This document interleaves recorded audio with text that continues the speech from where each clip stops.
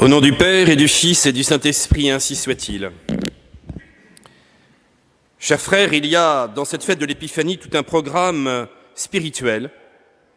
On pourrait dire 3 impératifs de la vie chrétienne que l'on pourrait traduire de cette manière en disant marcher, annoncer et adorer. Tel est bien l'essentiel de notre vocation de baptiser.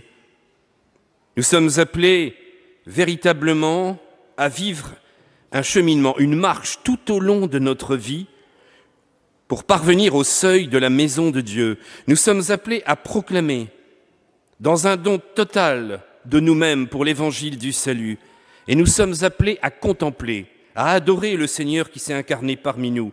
Nous devons devenir des vrais adorateurs. Voilà ce que nous rappelle le récit évangélique de la visite des mages à Bethléem.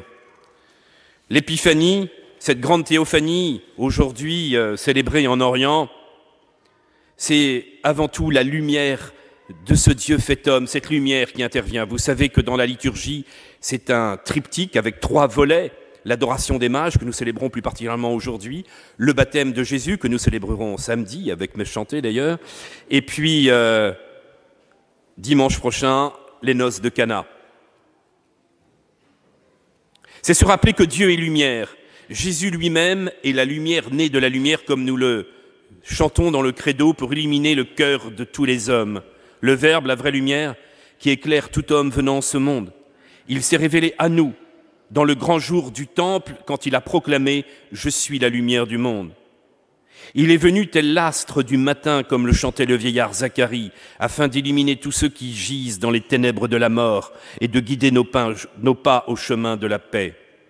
Ce que nous célébrons aujourd'hui par rapport à Noël, dans cette fête de l'Épiphanie, c'est que cette lumière nous met en marche.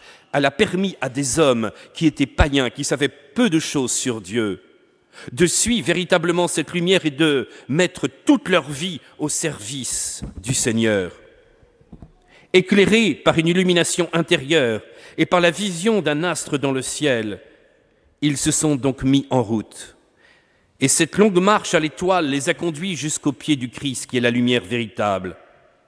Pour le peuple d'Israël, chargé de toute cette histoire de la révélation, ce récit rappelle ainsi l'épisode pittoresque de Balaam dans le livre des Nombres. Le devin Balaam, en effet appelé par le roi de Moab pour maudire Israël, Balaam, le païen, conduit malgré lui sur les routes des bons principes par son ânesse, n'avait pu que bénir les enfants d'Israël. Et même son âne a dû proclamer la vérité. Oui, il avait même annoncé de façon combien mystérieuse la venue d'un astre devenant chef issu d'Israël. Il est donc venu, cet astre, le chef d'Israël, annoncé 1200 ans avant Jésus. La prophétie nous montre l'évangéliste se réalise aujourd'hui où de nouveaux devins, des mages païens venus d'Orient, vont révéler l'inexprimable.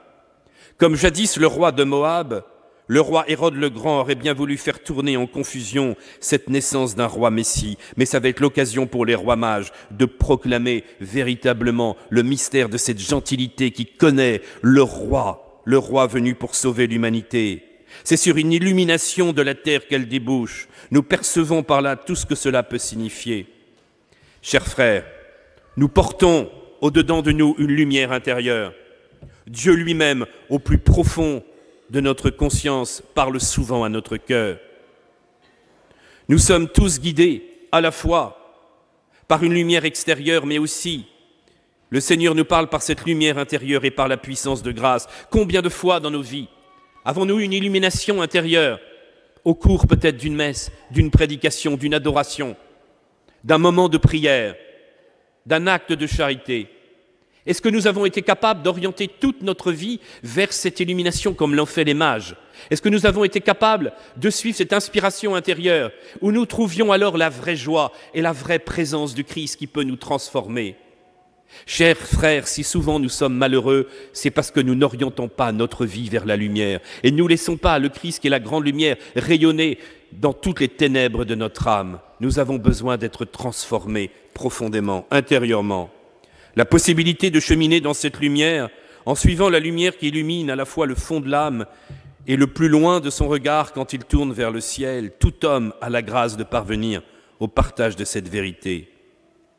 L'essentiel alors n'est pas de scruter les Écritures. Les scribes de Jérusalem n'ont pas compris le message de l'étoile. Mais il s'agit de méditer dans son cœur la parole de Dieu. Nicodème lui-même, maître en Israël, pourtant ignorait ces choses-là, et Jésus lui reproche. Et pourtant ces mages, ces païens, en quête de lumière à cœur ouvert, sont parvenus par là jusqu'au pied de l'enfant. Voilà pourquoi, parfois, des néophytes, des incroyants, des catéchumènes, peuvent avoir un enthousiasme une fois que nous avons peut-être perdu par l'habitude de notre pratique. Nous n'arrivons plus à être dans cette joie de l'illumination, de se laisser véritablement transformer par la beauté du message chrétien, la beauté véritablement de notre Dieu fait homme qui vient nous arracher à la mort. Dans cet enfant, nous devons véritablement contempler l'enfant Dieu, mais nous devons le contempler avec un cœur d'enfant.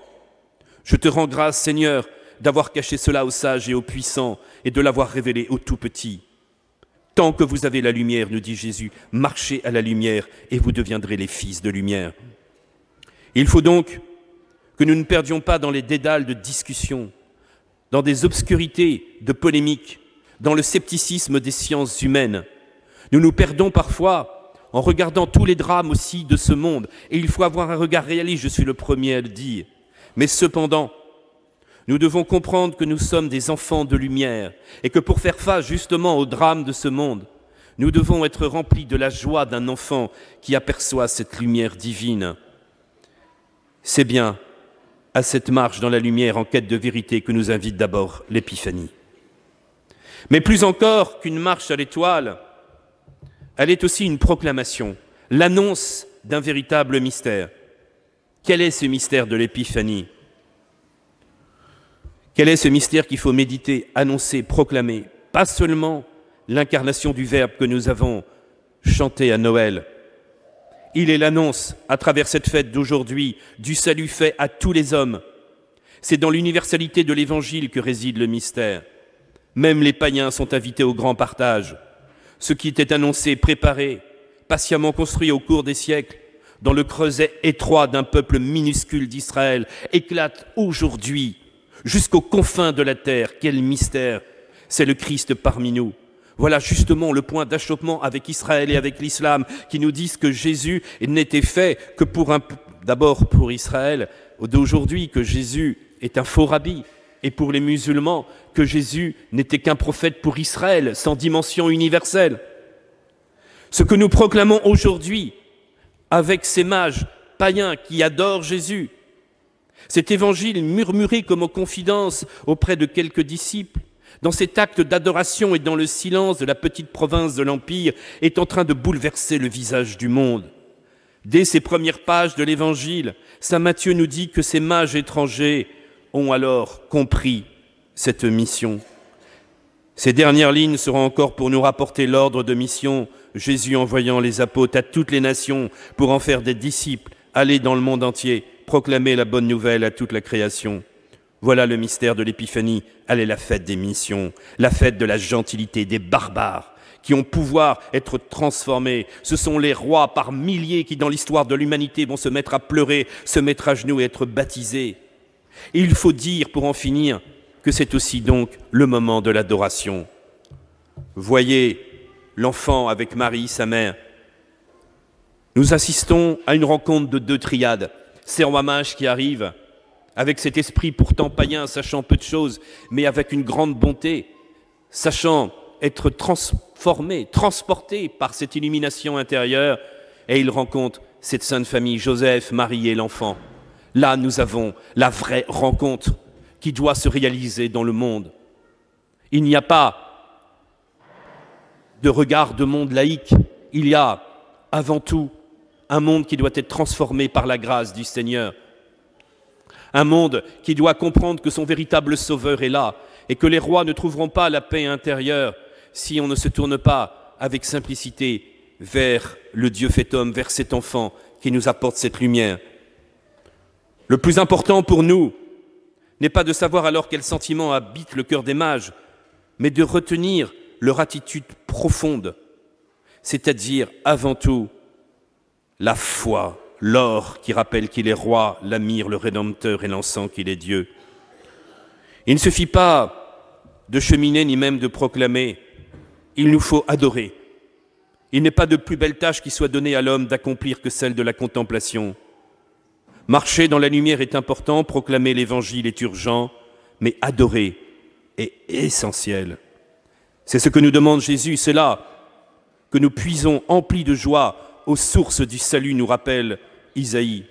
La grâce de la lumière nous conduit à la vérité de l'Évangile, et la vérité de l'Évangile nous introduit au bonheur de l'adoration. C'est un vrai bonheur de pouvoir réellement adorer. Adorer Dieu comme un être aimé, adorer son propre Dieu comme on aime un bien-aimé, là se trouve la porte débouchant sur un bonheur d'éternité. Sainte Thérèse d'Avila disait que lorsqu'on a goûté une seule goutte de cette joie, on ne peut plus l'oublier. Le souvenir en demeure à jamais.